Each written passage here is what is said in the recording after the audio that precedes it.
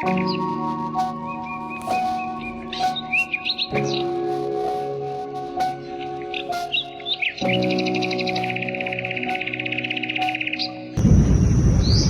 ដំបូងនាងខ្ញុំសូមគោរពជម្រាបសួរលោកគ្រូនិងអ្នកទស្សនាទាំងអស់គ្នានាងខ្ញុំឈ្មោះស្រីចក្កណានាងខ្ញុំឈ្មោះសុនចិនសុដាខ្ញុំបាទឈ្មោះហេងលៀងហួងខ្ញុំបាទឈ្មោះសុកជីវ៉ាក្រុមរបស់យើងខ្ញុំគឺជានិស្សិតឆ្នាំទី3នៃ Department ប្រវត្តិវិទ្យាមកពីសាកលវិទ្យាល័យភូមិន្ទភ្នំពេញនៃមហាវិទ្យាល័យសង្គមសាស្ត្រនិងមនុស្សសាស្ត្រដោយថ្ងៃនេះដែរក្រុមរបស់យើងខ្ញុំមានកិច្ចការស្រាវជ្រាវមួយនៃមុខវិជ្ជាប្រវត្តិសិល្បៈស្ថាបត្យកម្មដែលបង្រៀនដោយលោកគ្រូលេងស៊ីរង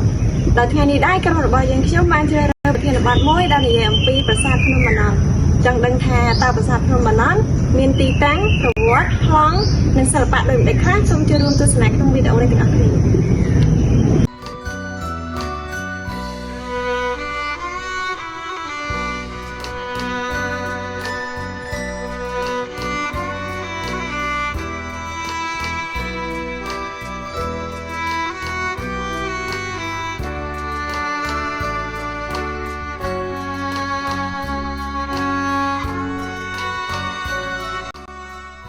ជំរាបសួរលោកគ្រូនិងសួស្តីនិស្សិតទាំងអស់គ្នានាងខ្ញុំឈ្មោះវ៉ាបរមីដែលជានិស្សិតមកពី Department ប្រវត្តិវិទ្យាដែលថ្ងៃនេះដែរនាងខ្ញុំមកនិយាយទាក់ទងទៅនឹងទីតាំងភូមិសាស្ត្ររបស់ប្រាសាទបាណន់ប្រាសាទបាណន់ស្ថិតនៅភូមិបាណន់ឃុំកន្ទើ2ស្រុកបាណន់ខេត្តបាត់ដំបង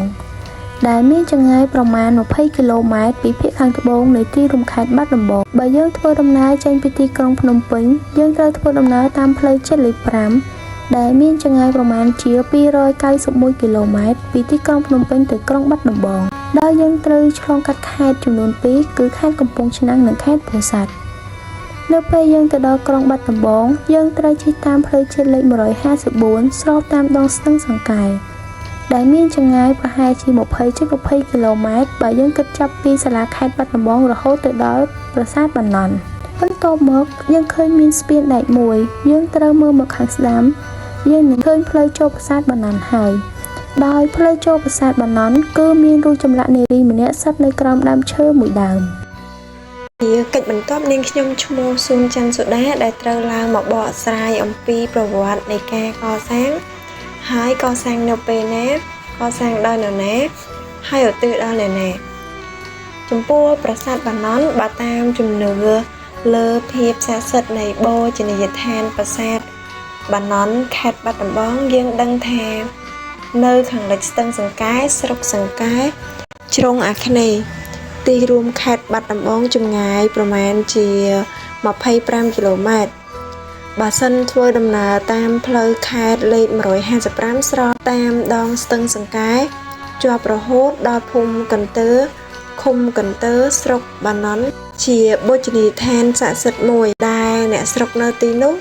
តែងតែធ្វើពិធីបូជាតាំងពីបុរាណកាលមកម្ល៉េះហើយយើងឃើញថានៅលើកំពូលភ្នំបាណន់គឺមានកម្ពស់ប្រមាណជាង100ម៉ែត្រហើយមានកាំជណ្ដើរប្រមាណជាង352កាំដែលបច្ចុប្បន្នក្លាយជារមណីយដ្ឋានប្រវត្តិសាស្ត្រដ៏ទាក់ទាញមួយនៅក្នុងខេត្តបាត់ដំបងហើយតួប្រាសាទនៅលើកំពូលភ្នំនេះសាងសង់ឡើងអំពីថ្មបាយក្រៀមនិងថ្មភក់ប្រាសាទបាណន់ត្រូវបានកសាងឡើងនៅពាក់កណ្ដាលសតវត្សទី11និងចុងសតវត្សទី12បើសិនជាតាមការសិក្សាស្រាវជ្រាវប្រាសាទនេះបានកសាងឡើងដំបូងនៅក្នុងកំឡុងសតវត្សទី11-12ក្នុងរជ្ជកាលស្ដេចព្រះបាទឧទយាទិត្យវរ្ម័នទី2នាឆ្នាំ1050ដល់ឆ្នាំ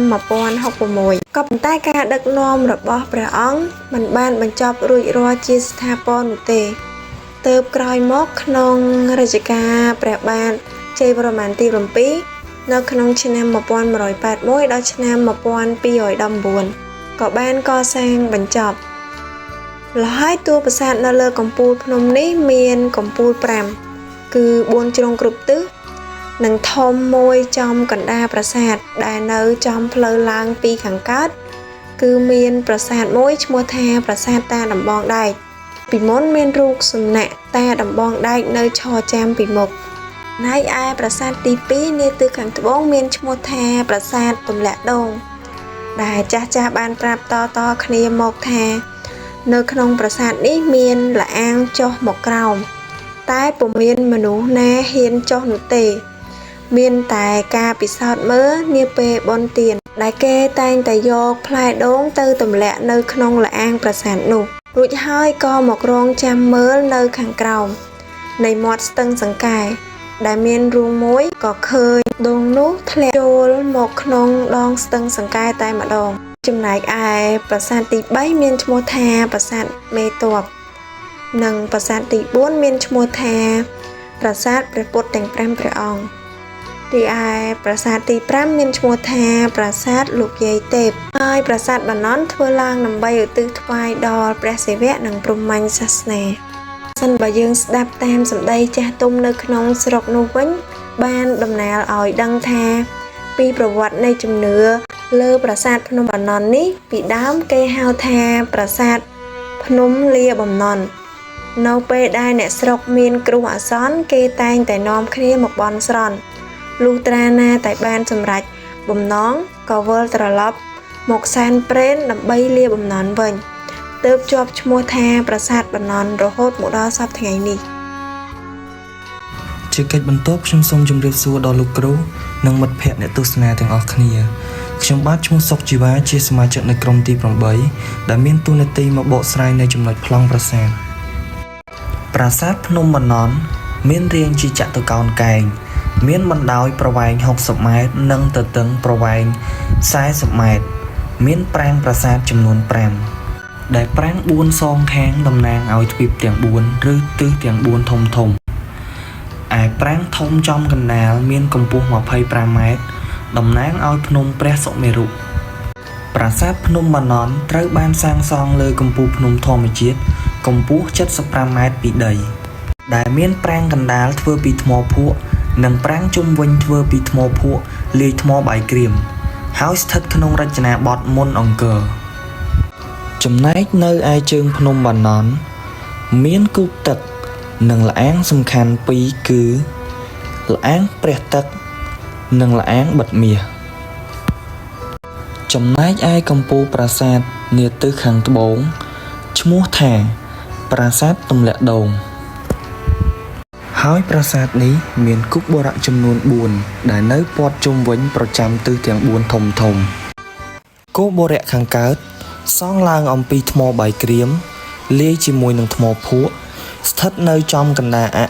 ផ្លូវចូលបណ្ដោយពីកើតទៅលិចគោបុរៈនេះមានរាងជាកាកបាទដែលមានទំហំ 7.50 ម៉ែត្រគុណនឹង 7.50 ម៉ែត្រ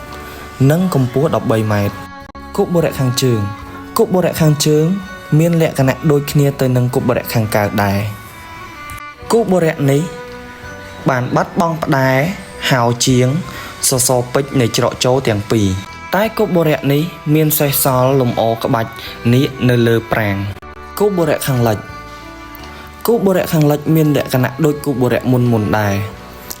តែមានការខូចខាតច្រើនជាងគេច្រកចូលពីខាងកើតទៅលិចបាត់បង់ទាំងស្រុងនៅផ្តែរហៅជាងសសរពេជ្រសសរផ្អោបហើយកំពូលគប់បុរៈទាំងមូលស្ទើរតែបាក់រលំធ្លាក់មកដល់ដីទាំងអស់ដោយនៅសេសសល់តែមួយជំហានខាងជើងចំណែកឯជំហានខាងត្បូងត្រូវរលំស្ទើរតែដល់គ្រឹះចូលមកដល់គប់បុរៈខាងត្បូងគប់បុរៈនេះក៏ដូចជាគប់បុរៈ3មុនដែរគប់បុរៈនេះត្រូវបានគេធ្វើការវាស់វែងពីជ្រុងខាងត្បូងទៅជ្រុងខាងជើងតាមស្នាមបាក់បែកមានរង្វាស់ស្មើគ្នាពីជ្រុងខាងកើតទៅជ្រុងខាងលិចដូច្នេះយើងអាចសន្និដ្ឋានបានថាប្រាសាទនេះមានរាងជាការ៉េមានថែវ4ជ្រុងព័ទ្ធជុំវិញដែលថែវទាំងនោះបានបាក់បែកនៅសល់តែគ្រឹះចំណែកនៅលើកំពូលភ្នំជុំវិញបរិវេណប្រាសាទមានកំពែងហ៊ុំព័ទ្ធជុំវិញដែលមានប្រវែងបណ្ដោយ45ម៉ែត្រពីលិចទៅកើតនិងទទឹង40ម៉ែត្រពីជើងទៅត្បូងហើយកំពែងនោះមិនមានរូបរាងមកដល់សពថ្ងៃឡើយបច្ចុប្បន្ននៅសល់ត្រឹមតែស្លាកស្នាមតែប៉ុណ្ណោះប្រាសាទនេះមានចម្ងាយប្រមាណ400ម៉ែត្រពីកសិណទឹកបុរាណមួយដែលទទួលប្រភពទឹកពីដងស្ទឹងសង្កែ ជាកិច្ចដំបូងខ្ញុំបាទឈ្មោះហេងលៀងហងជានិស្សិតឆ្នាំទី3នៃ Department ប្រវត្តិវិទ្យាថ្នាក់ E3 សូមឡើងមកបកស្រាយបន្តនៅចំណុចផ្តែរនិងហោជាងនៃប្រាសាទការសិក្សាអំពីផ្តែរនិងហោជាងមានសារៈសំខាន់ណាស់ដែលអាចធ្វើឲ្យយើងអាចកំណត់អាយុកាលរបស់ប្រាសាទជាបន្ទាប់យើងនឹងសិក្សាអំពីផ្តែរជាមុនផ្តែរគឺជាវត្ថុមួយដែលដូនតាយើងបានបង្កើតឡើងដើម្បីលម្អប្រាសាទនៅពេលបច្ចុប្បន្នផ្តែរនៅប្រាសាទភ្នំបាណន់នៅសល់4ផ្ទាំងដែលនៅជាប់នឹងប្រាសាទធំទាំង4ចំណែកឯនៅតួប្រាសាទ4ទៀតដែលនៅអមជុំវិញឃើញថាបាត់បង់ផ្តែរអស់ទៅហើយនឹងមានផ្តែរមួយទៀតដែលត្រូវបានគេយកទៅទុកនៅខឿនខាងលើខ្ពស់បំផុតនៃប្រាសាទនៅផ្នែកខាងមុខផ្តែរនៅប្រាសាទបាណន់មានលក្ខណៈសំខាន់មួយចំនួនដូចជាទី1មានរាហូឬព្រះការខាំចំអង្កត់ធ្នូផ្នែកកណ្ដាលនៃផ្តែរទី2នៅខាងចុងអង្កត់ធ្នូមានការរចនាជាលក្ខណៈគួចឡើងលើទី3នៅខាងលើនិងខាងក្រោមអង្កត់ធ្នូមានរចនាជារូបស្លឹកឈើនិងមែកឈើទី4នៅលើរាហូឬព្រះការមានព្រះពុទ្ធបដិមាកំពុងប្រថាប់នៅពីលើហើយរាហូនោះបានបង្ហាញតែធ្មេញនៅខាងលើឬមាត់ផ្នែកខាងលើនិងមានអណ្ដាតដែលមានស្រទាប់មួយជាន់និងមានលម្អស្លឹកឈើនៅផ្នែកខាងក្រោមអណ្ដាតចំពោះផ្តែរទី1ដែលស្ថិតនៅលើច្រកទ្វារចូលនៃប្រាសាទធំកណ្ដាលគឺជាផ្តែរដែលនៅក្នុងរចនាបថឃ្លាំងដែលស្ថិតនៅក្នុងរាជរបស់ព្រះបាទសូរ្យវរ្ម័នទី1នៅឆ្នាំ1002ដល់ឆ្នាំ1050ដែលប្រហាក់ប្រហែលគ្នាទៅនឹងរាជរបស់ព្រះបាទឧទយាទិត្យវរ្ម័នទី2ដែលស្ថិតនៅក្នុងឆ្នាំ1050ដល់ឆ្នាំ1066យើងអាចសម្គាល់ថាផ្តែរនេះស្ថិតនៅក្នុងរចនាបថឃ្លាំងដោយសារមានចំណុចសំខាន់មួយចំនួនដូចជានៅខាងចុងអង្កត់ធ្នូឃើញថាមានគួចឡើងលើដូចជាគូតខ្យងឯនៅខាងក្រោមនិងខាងលើអង្កត់ធ្នូត្រូវបានរចនាដោយស្លឹកឈើឬមែកឈើចំពោះកណ្ដាលនៃអង្កត់ធ្នូវិញដោយសារតែមានការបាក់បែកទើបយើងមិនអាចដឹងអំពីរចនាសម្ព័ន្ធរបស់វាឡើយមួយវិញទៀតដោយសារផ្តែរនេះលែងឃើញនិយមធ្វើរំយោលនៅចន្លោះក្បាច់ស្លឹកឈើទើបយើងអាចប្រកាសថាជាផ្តែរដែលស្ថិតនៅក្នុងរចនាបថឃ្លាំងរីឯផ្តែរទី2វិញស្ថិតនៅច្រកចូលខាងជើងនៃតួប្រាសាទធំកណ្ដាលផ្តែរនេះដែរយើងអាចកត់សម្គាល់យ៉ាងច្បាស់ថាស្ថិតនៅក្នុងរចនាបថឃ្លាំងដោយយើងអាចសម្គាល់បានទៅលើរូបរាហូដែលស្ថិតនៅកណ្ដាលនៃផ្តែរនេះដោយរាហូនេះមានការរចនាតែមាត់និងធ្មេញផ្នែកខាងលើនិងមានអណ្ដាតធ្លាក់ចុះមកក្រោមដោយអណ្ដាតនោះមានរាងជាអក្សរ U ឬអក្សរ V និងមានស្រទាប់មួយនៅផ្នែកខាងក្រោមព្រមទាំងនៅលើរាហូឬព្រះការមានរូបទេពមួយអង្គកំពុងប្រថាប់នៅពីលើដែលក្បាច់នេះមានតែស្ថិតនៅក្នុងរចនាបថឃ្លាំងតែប៉ុណ្ណោះចំណែកឯផ្តែរទី3ដែលស្ថិតនៅច្រកទ្វារខាងក្រោយនៃតួប្រាសាទធំគឺស្ថិតនៅក្នុងរចនាបថបពួនដោយសាររូបរាហូឬព្រះការនៅក្នុងផ្តែរនេះគេលែងនិយមឆ្លាក់នៅចំកណ្ដាលផ្តែរទៀតហើយដោយចាប់ផ្ដើមឆ្លាក់នៅផ្នែកខាងក្រោមនៃផ្តែរដែលមានរបៀបដូចទៅនឹងរចនាបថបពួនរីឯមែកឈើវិញមិនមានលក្ខណៈដូចទៅនឹងបន្ទាត់ធ្នូឬអង្កត់ធ្នូទៀតទេដែលគេធ្វើក្នុងលក្ខណៈជាលេខ1ដែលមានទម្រង់បញ្ច្រាសរីឯផ្តែរទី4ស្ថិតនៅច្រកទ្វារខាងត្បូងនៃប្រាសាទកណ្ដាលតែបច្ចុប្បន្ននេះត្រូវបានរលុបអស់ទៅហើយចំណែកឯផ្តែរទី5ត្រូវបានគេយកទៅតម្រៀបធ្វើជាខឿនផ្នែកខាងលើបង្អស់នៅគៀកជ្រុងខាងស្ដាំដោយផ្តែរនេះក៏ស្ថិតនៅក្នុងរចនាបថបពួនផងដែរប៉ុន្តែចំពោះមែកឈើត្រូវបានគេឆ្លាក់ជាលេខ1ដែលមានរង្វង់វងខ្លាំងការសិក្សាអំពីផ្តែរត្រូវបានបញ្ចប់ជាបន្ទាប់យើងនឹងសិក្សាអំពីហោជាងរបស់ប្រាសាទវិញម្ដងហោជាងក៏អាចឲ្យយើងដឹងអំពីការបរិច្ឆេទរបស់ប្រាសាទផងដែរដូចជាបើយើងមើលទៅលើតួប្រាសាទធំយើងនឹងឃើញហោជាងដែលមានលក្ខណៈជាថ្នាក់ចំនួន5ថ្នាក់ដោយពីថ្នាក់ក្រោមទៅដល់ថ្នាក់លើគឺមានរាងរួមតូចទៅដែលរចនាបថនេះមានតែនៅក្រោមសតវត្សទី11តែប៉ុណ្ណោះចំណែកឯនៅកែននៃប្រាសាទវិញឃើញថាមានរូបមកោខ្យនាគដែលរចនាបថនេះមានចាប់ពីរចនាបថបន្ទាយស្រីតែប៉ុណ្ណោះដូចនេះហើយទើបយើងអាចសន្និដ្ឋានថា ប្រាសាទនេះចាប់ផ្ដើមពីរចនាបថបន្ទាយស្រីទៅដល់សតវត្សទី11មិនអាចដល់សតវត្សទី12នៅឡើយជាបន្ទាប់យើងនឹងសិក្សាអំពីហោជាងនៅតាមគោបុរៈដោយនៅប្រាសាទភ្នំបាណន់នៅពេលបច្ចុប្បន្នមានហោជាងតែមួយប៉ុណ្ណោះដែលនៅសល់ហើយហោជាងនោះស្ថិតនៅគោបុរៈខាងកើតដងក្តាររបស់ហោជាងនេះគឺមានលក្ខណៈពុតកោងចុះឡើងហើយនៅខាងចុងនៃដងក្តារមានរូបមករខ្ជានាគឯនៅផ្នែកខាងក្នុងនៃហោជាងវិញមានលម្អទៅដោយមនុស្សចំនួន3ជួរដែលជួរទី1មានមនុស្ស6នាក់អង្គុយបត់ជើងសំពះដោយមានមកុដពាក់ពីលើក្បាលចំណែកឯជួរទី2មានមនុស្សចំនួន7នាក់កំពុងអង្គុយដោយ3នាក់សងខាងកំពុងអង្គុយបត់ជើងចំណែកឯម្នាក់កណ្ដាលគឺកំពុងអង្គុយពេនភ្នែនដែលប្រហែលជារូបរបស់ព្រះពុទ្ធដោយឡែកនៅជួរទី3ផ្នែកខាងលើគេបង្អស់យើងឃើញថានៅសល់តែជើងទម្រើប្រហែលជាបល្ល័ង្កប៉ុន្តែយើងមិនអាចសន្និដ្ឋានបានថាជាអ្វីឲ្យប្រកបឡើយដូចនេះយើងអាចសន្និដ្ឋានថារូបចម្លាក់ទាំងនេះអាចឲ្យយើងដឹងប្រហែលជាតាក់ទងជាមួយនឹងរឿងរ៉ាវរបស់ព្រះពុទ្ធការបកស្រាយអំពីផ្តែរនិងហោជាងរបស់ខ្ញុំមានតែប៉ុណ្នេះដូចនេះសូមបន្តភារកិច្ចទៅដល់មិត្តរួមក្រុមរបស់ខ្ញុំជាអ្នកបកស្រាយបន្ទាប់ជាដំបូងនាងខ្ញុំសូមគោរពជម្រាបសួរលោកគ្រូនិងអ្នកទស្សនាទាំងអស់នាងខ្ញុំឈ្មោះស្រីសក្កណាមានតួនាទីបកស្រាយអំពីរចនាបថសសរពេជ្រនិងបដិមាចំពោះសសរពេជ្រមានតួនាទីសម្រាប់ទប់ទ្រផ្តែរហើយវាជាសមាសធាតុសំខាន់មួយសម្រាប់ជួយលម្អក្នុងវិស័យស្ថាបត្យកម្មផងដែរជាទូទៅសសរពេជ្រនៅអមសងខាងនៃច្រកចូលចំពោះប្រាសាទភ្នំបាណន់មានសសរពេជ្រមួយចំនួនដែលនៅសេសសល់និងមួយភាគទៀតគឺបានបែកបាក់ដូចជា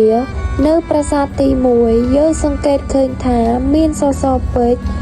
ដែលនៅសេសសល់ចំនួន2គឺនៅច្រកចេញនៃផ្នែកខាងក្នុងដូចនេះខ្ញុំសូមលើកយកសសរពេជ្រដែលនៅតួប្រាសាទទី1មកពិពណ៌នាដូចតទៅសសរពេជ្រនេះស្ថិតនៅក្នុងរចនាបថបាយ័នគឺដោយសារតែក្បាច់វ័នមានលក្ខណៈប្រហាក់ប្រហែល1/2 1/4 និង1/8លក្ខណៈពិសេសដែលយើងសម្គាល់ទៅលើសសរពេជ្រនេះគឺវាធ្វើជាប់នឹងជញ្ជាំងនិងចំណុចមួយចំនួនទៀតដូចជាក្បាច់ចិញ្ចៀនមានចំនួនច្រើនដែលបន្តពីរចនាបថបពួននិងមួយចំនួននោះទៀតគឺក្បាច់ចិញ្ចៀនទាំងអស់មានលក្ខណៈប៉ុនៗគ្នាដែលធ្វើឲ្យយើងពិបាកបែងចែកវាក៏ជាលក្ខណៈសម្គាល់មួយថាសសរពេជ្រស្ថិតនៅក្នុងរចនាបថបាយ័នផងដែរចំណែកប្រាសាទទី2ឬប្រាសាទកណ្ដាលនៅសេសសរសសរពេជ្រចំនួន4នោះគឺនៅច្រកចូលមានចំនួន2និងខាងក្រោយច្រកចេញមានចំនួន2ដោយយើងសង្កេតឃើញថានៅខាងឆ្វេងប្រមាណជាជាង2ម៉ែត្រពីប្រាសាទទី2នេះមានសសរពេជ្រចំនួន2ទៀតដែលមានលក្ខណៈបញ្ឈរចោលបន្ទាប់មកយើងក្រឡេកទៅមើលប្រាសាទទី3គឺយើងឃើញថាមិនមានសសរពេជ្រនៅសេសសល់នោះទេប៉ុន្តែនៅជិតប្រាសាទទី3នេះមានកំពែងមួយដែលនៅកំពែងនេះមានសសរពេជ្រចំនួន2កំណាត់ដោយមួយមានលក្ខណៈបញ្ឈរនិងមួយទៀតដួលនៅលើថ្មចូលទៅដល់ប្រាសាទទី4និងប្រាសាទទី5ដោយយើងសង្កេតឃើញថាមិនមានសសរពេជ្រនៅសេសសល់នោះទេចូលដល់ចំណុចមួយទៀតនោះគឺបដិមាចំពោះបដិមានៅប្រាសាទបាណន់នេះយើងសង្កេតឃើញថាមានលក្ខណៈបាក់បែកភាគច្រើនដូច្នេះបដិមាឃើញថាបដិមានៅសេសសល់តែប្រាសាទធំតែប៉ុណ្ណោះចំពោះប្រាសាទតូចៗទាំង4នៅជុំវិញគឺមានការបាក់បែកដួលរលំស្ទើរតែទាំងស្រុងពួកបដិមាដែលនៅសេសសល់តាមជុំវិញប្រាសាទមានបដិមាទេពស្រីដែលរំនៅជុំវិញប្រាសាទដោយយើងសង្កេតឃើញថាមានការលួចកោះយកព្រះកេសអស់នៅសល់តែ2នៅផ្នែកខាងក្រោយរីឯបដិមាសត្វមានដូចជាបដិមានាគនិងគ្រុឌនិងបដិមាតោ ចំពោះបដិមានាគនិងគ្រុឌនាគនិងគ្រុឌជាប្រភេទសត្វពីរខុសគ្នាតែគេរួមបញ្ចូលតែមួយក្នុងការឆ្លាក់លម្អជាបង្កាន់ដៃនៅប្រលានខាងមុខនៃប្រាសាទភ្នំបាណន់យើងសង្កេតឃើញថានៅប្រលានខាងមុខច្រកចូលនេះមាននាគបើកពពាសំដៅគ្រប់ទិសទាំង4បន្តពីលើក្បាលនាគមានរូបលម្អគ្រុឌហើយក្បាលនាគទាំងពីរនោះនៅចន្លោះជើងគ្រុឌទាំងពីរនៅខាងឆ្វេងនិងខាងស្ដាំអមសងខាងគ្រុឌគេឆ្លាក់រូបក្បាលនាគតូចៗពីក្រោមរហូតដល់លើដែលមានចំនួនម្ខាង3ហើយក្បាលកណ្ដាលរបស់នាគត្រូវជំនួសដោយក្បាលគ្រុឌនិងស្លាបរបស់គ្រុឌជំនួសដោយដៃដែលលាត្រដាងរុញមកខាងមុខចំពោះបដិមាតោរូបចម្លាក់តោនៅប្រាសាទនេះឈរនៅលើទម្រង់មួយ4ជ្រុងជើងក្រោយទាំងពីរស្ថិតនៅក្នុងលក្ខណៈពាក់កណ្ដាលអង្គុយនិងពាក់កណ្ដាលឈរងើបក្បាលឡើងលើដើមទ្រូងពងទៅមុខដោយនៅលើទ្រូងមានលម្អដោយរោមឆ្លាក់ជាផ្ទាំងរាងត្រីកោណសំយ៉ងចុះនៅលើជើងទាំង4មានពាក់គ្រឿងអលង្ការច្រមុះសំប៉ែតមានចរន្តច្រមុះរាក់ៗហើយនៅលើពីច្រមុះមានផ្នែកតូចៗសម្លឹងទៅមុខលម្អដោយក្បាច់ស្លឹកឈើ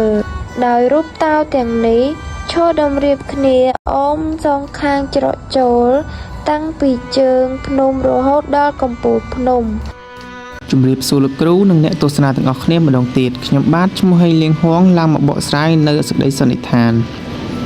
ចំពោះប្រាសាទភ្នំបាណន់ត្រូវបានលើកឡើងថាកសាងនៅក្នុងរាជរបស់ព្រះបាទឧទយាទិត្យវរ្ម័នទី2នៅក្នុងឆ្នាំ1050ដល់ឆ្នាំ1066និងត្រូវបានកសាងបញ្ចប់នៅក្នុងរាជរបស់ព្រះបាទជ័យវរ្ម័នទី7នៅឆ្នាំ1181ដល់ឆ្នាំ1215ប៉ុន្តែបើផ្អែកទៅលើសិលាចារឹកដែលមាននៅប្រាសាទភ្នំបាណន់ត្រូវបានលោកអេណូនីបានលើកឡើងថាប្រាសាទនេះកសាងចាប់ពីសតវត្សទី9រហូតដល់ឆ្នាំ1050ហើយលោកម៉ូរ៉ាគាត់បានលើកឡើងថាប្រាសាទនេះកសាងនៅក្នុងឆ្នាំ1830នៃពុទ្ធសករាជដែលត្រូវនៅឆ្នាំ1287នៃគ្រិស្តសករាជប្រាសាទនេះកសាងឡើងអំពីថ្មបាយក្រៀមនិងថ្មភក់ហើយមានប្រាង្គចំនួន5ដោយមានប្រាង្គធំនិងកណ្ដាលដែលកសាងឡើងដើម្បីឧទ្ទិសថ្វាយទៅដល់ព្រះសិវៈព្រហ្មញ្ញសាសនានិងព្រះពុទ្ធសាសនាចំណែកឈ្មោះរបស់ប្រាសាទវិញបើតាមចាស់ដែលនិយាយតគ្នាគេហៅថាភ្នំប្រាសាទដោយសារតែលើភ្នំមានប្រាសាទចំពោះឈ្មោះមួយទៀតត្រូវបានគេហៅថាភ្នំបាណន់ដោយសារតែមានប្រាសាទនៅលើភ្នំហើយប្រាសាទនេះត្រូវបានគេយករបស់របរទៅសែនដើម្បីលាបំណន់រីឯផ្នែករចនាបថវិញឃើញមានការរចនាយ៉ាងសម្បូរបែបដែលមានសសរពេជ្រផ្តែរហៅជាងហើយចំពោះបដិមាវិញមានទាំងបដិមារូបមនុស្សនិងសត្វដែលមានដូចជាសត្វគ្រុឌសត្វនាគនិងសត្វតោការបកស្រាយរបស់ក្រុមយើងខ្ញុំត្រូវបានបញ្ចប់ខ្ញុំសូមថ្លែងអំណរគុណទៅដល់លោកគ្រូដែលបានដាក់ប្រធានបទស្រាវជ្រាវដល់ក្រុមយើងខ្ញុំហើយក៏សូមអរគុណយ៉ាងជ្រាលជ្រៅទៅដល់អ្នកទស្សនាទាំងអស់ដែលបានតាមដានវីដេអូនេះរហូតដល់ចប់និងសូមខន្តីអភ័យទោសប្រសិនបើមានកំហុសខុសឆ្គងត្រង់កន្លែងណាមួយសូមផ្ដល់មតិដើម្បីកែលម្អសូមអរគុណ